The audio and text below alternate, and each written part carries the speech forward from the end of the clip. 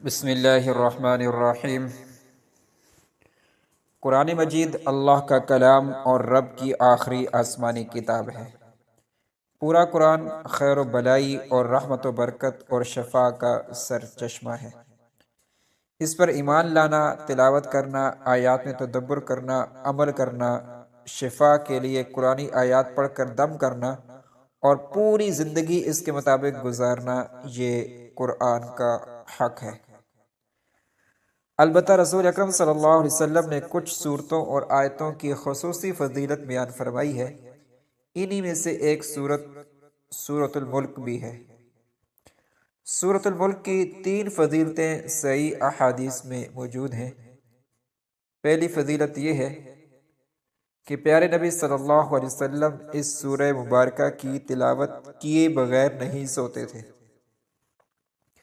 حضرت جابر رضی اللہ تعالیٰ عنہ سے روایت ہے کہ نبی اکرم صلی اللہ علیہ وسلم جب تک الف لام میم تنزیل اور تبارک الذی بیدہ الملک پڑھ نہ لیتے تھے نہیں سوتے تھے۔ دوسری فضیلت یہ ہے کہ یہ سورہ مبارکہ اپنے ساتھی کے لیے شفاعت کرے گی، یہاں تک کہ اس کو معاف کر دیا جائے گا۔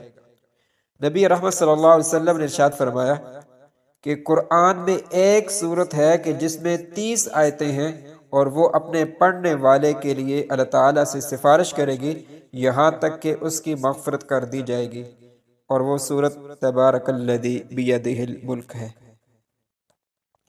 تیسری فضیلت یہ ہے کہ سورہ ملک قبر کے عذاب سے بچانے والی ہے۔ اس سورت کا ساتھی قبر کے عذاب سے انشاءاللہ محفوظ رہے گا۔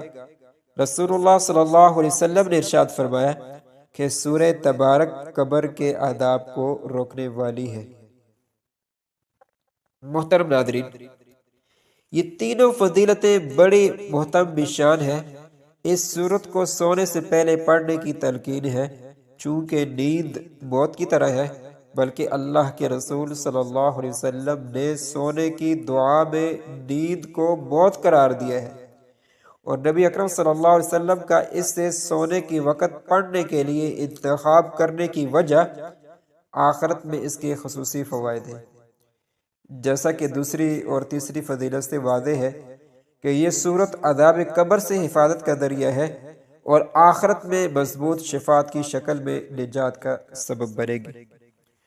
گویا اس سورت کا اہتمام کرنے والا آخرت میں کامیاب ہو جائے گا انشاءاللہ۔ ناظرین کرام، سورہ ملک کی فضیلت کا تقاضا ہے کہ ہم ویسے ہی پڑھنے کا اہتمام کریں جیسا کہ پیارے رسول صلی اللہ علیہ وسلم کا معمول تھا۔ اہل ایمان کے لیے اس سورہ مبارکہ میں اہم پیغام پوشیدہ ہے۔ جو سمجھ کر ہر روز تلاوت کرے گا اور غور و فکر کرے گا، وہ اس کے اثرات اپنی زندگی میں ضرور محسوس کرے گا۔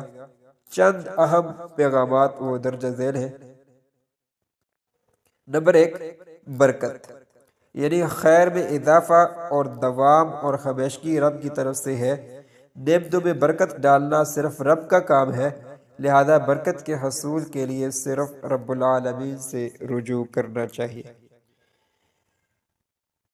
آسمان اور زمین کا خالق اور مالک اور مدبر اللہ تعالیٰ ہے، وہ شہنشاہ ہے، اس لیے اس سے محبت کرنا اور اس سے ڈرنا ہی سمجھداری اور سعادت مندی ہے۔ تیسرا فائدہ یہ ہے کہ زندگی کا مقصد ایمان اور عمل صالح کی زندگی گزارنا ہے کہ لِيَبْلُوَكُمْ أَيُّكُمْ أَحْسَنُ عَمَلًا۔ چوتھا فائدہ یہ ہے کہ تنہائی میں رب سے ڈرنا ایک عظیم عبادت ہے جس پر مغفرت اور بڑے اجر کا وعدہ کیا گیا ہے۔ پانچواں پیغام یہ ہے کہ دنیاوی امور اور چیزوں میں مشغول ہو کر آخرت کو فراموش نہیں کرنا چاہیے، کیونکہ دنیا زوال پذیر ہے، دوام اور ہمیشگی صرف آخرت کے لیے ہے، وَإِلَيْهِ النُّشُورُ۔ اور چھٹا پیغام یہ ہے کہ کائنات میں موجود آیات الہی، مثلاً آسمان و زمین، سورج، چاند، مختلف قسم کے پھل پھول، اناج، پیڑ اور پودے وغیرہ، ان میں غور و فکر کرنا چاہیے تاکہ رب کی تعظیم پیدا ہو کیونکہ مخلوق کی عظمت خالق کی عظمت کی دلیل ہے۔ اور 8واں پیغام یہ ہے کہ اللہ نے ہمیں پیدا کیا، کان، آنکھیں، دل عطا فرمایا تاکہ ہم شکر ادا کریں۔ ہر نعمت کا تقاضا ہے کہ ہم اپنے رب کا شکر ادا کریں۔ اللہ تعالی ہمیں اس سورہ مبارکہ کی تلاوت کرنے کی توفیق عطا فرمائے، آمین یا رب العالمین۔